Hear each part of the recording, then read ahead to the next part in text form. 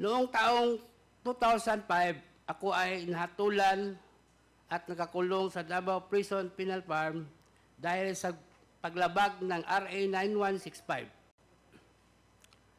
Noong mga bandang July 2016, habang sinisilbi ko ang aking sentensya sa maximum compound, dumalaw sa akin ang kaibigan ko na si SPO4 Arthur Narsulis. Si SPO4 Arthur Narsulis ay kaklase ko noong high school. At sa kanya din ako humihingi ng tulong ng aking kaso. Siya ay naka-assign sa CIDG 11 at nakabase sa Davao City.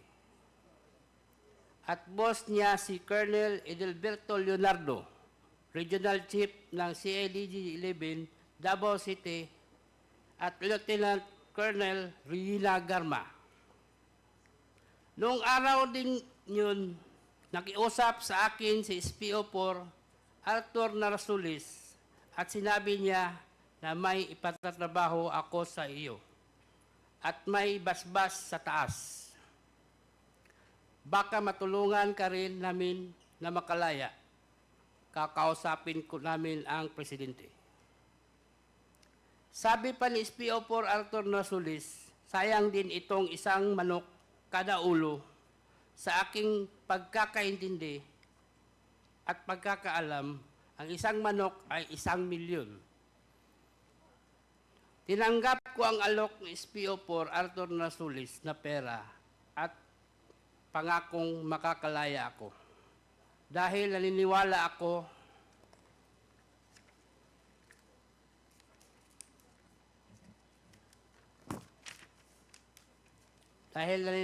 ako sa kapasidad at kakayahan ng boss niya na si Colonel Edelberto Leonardo na matutupad nila ang kanilang pangako dahil sa malakas sila sa taas.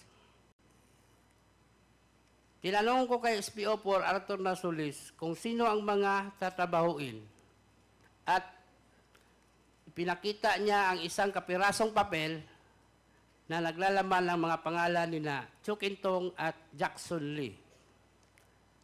At sinabi pa ni SPO4 Arthur Narsulis na 3 sila, ngunit yung isa na may pangalan na Peter Wang ay darating mamayang gabi dahil manggagaling siya sa ibang kolonya. Nagpakita pa si SPO4 Arthur Narsulis sa akin ng isang papel na naglalaman ng iba't ibang pangalan ng 32 na Chinese drug lords na nakapiit sa iba't ibang kolonya. Sinabi pa ni SPO4 Arthur Narsulis na ang mga Chinese na mga ito ay drug lords at galit ang presidente sa kanila. Ayaw nilang pumasok noong una dahil nakita kami sa loob ni Fernando Magdadaro. Dahil dito, nilipat mula kami sa Bartolina, Silda 4, saka pumasok ang 3 Chinese drug lords at pagkaraan ng ilang minuto ay binalik din kami sa Bartolina, Silda 6. Noong August 13 ng gabi, pinagsasaksak na namin yung 3 Chinese drug lords. Ginamit ko ang korta at pagsaksak at si Fernando Magdadaro naman ay gumamit ng 29 balisong sa pagsaksak. Ang korta at 29 balisong na nagamit ng palaksak na binigay ni Leo Pinkian isang araw bago yung insidente. Si Leo Pinkian ay mayor ng Bartolina. Napag-usapan namin ni Fernando Magdadaro na sabay naming sasaksakin yung 3 Chinese drug lords kaya't pinagsasasak niya si Chukintong habang pinagsaksak ko naman si Peter Wang. Pagkatapos sumunod na pinagsasaksak ni Fernando Magdadaro si Jackson Lee.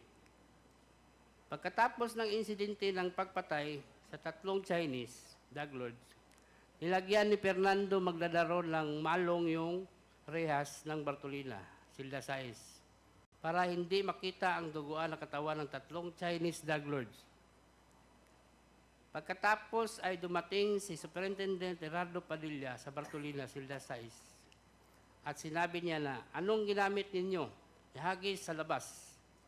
At tinagis naman namin ang korta at ang balisong sa labas ng silda. Nilabas namin sa silda ang kamay namin at pinusasan kami ni Sir Puro. Pinalabas kami para dalhin sa IS Investigation Section.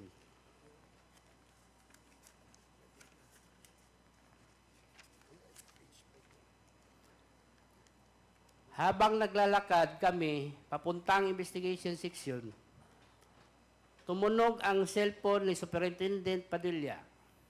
Nakita ko sa napilindot ni Superintendent Padilla ang kanyang cellphone. Nadinig ko na sinabi nung tumawag kay Superintendent Padilla, "Congrats, Superintendent Padilla. Job well done." Pero grabe yung ginawang dinuguan. Alam ko na ang kausap ni Superintendent Padilla ay si Presidente Duterte dahil pamilyar ko ang boses niya. Sandali lang, no? Teka muna, medyo seryoso yung sinabi mo eh. Pinaninindigan mo ba yan? Opo, sir. Pwede bang ulitin mo kung ano yung sinabi mo?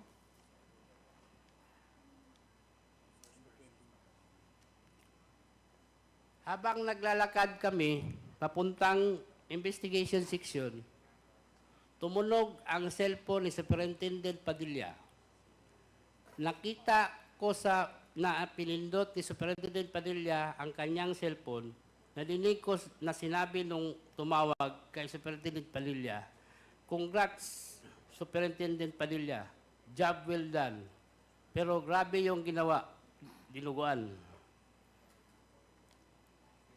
Meron kang kasing binanggit eh, na pangalan eh. Yung nandito sa number 29. Ito ay pinaninindigan mo. Opo. Pwede bang pakiulit mo ulit kung ano yung sinabi mo dito? Alam ko na ang kausap ni Superintendent Padilla ay si President Duterte dahil pamilyar ko ang boses niya. Nakakausap mo ba si President Duterte? Naririnig ko lang palagi yung boses niya, kaya pamilyar yung boses na narinig ko. Sige, patuloy lang. Pagkatapos ng tawag, sabi ni Superintendent Padilla sa mga kasamahan niya doon, tumawag si Presidente, nag-congrats sa akin. Dahil sa sinabing ito ni Superintendent Padilla, kaya lalo akong napaniwala na ang tumawag sa kanya ay si President Duterte.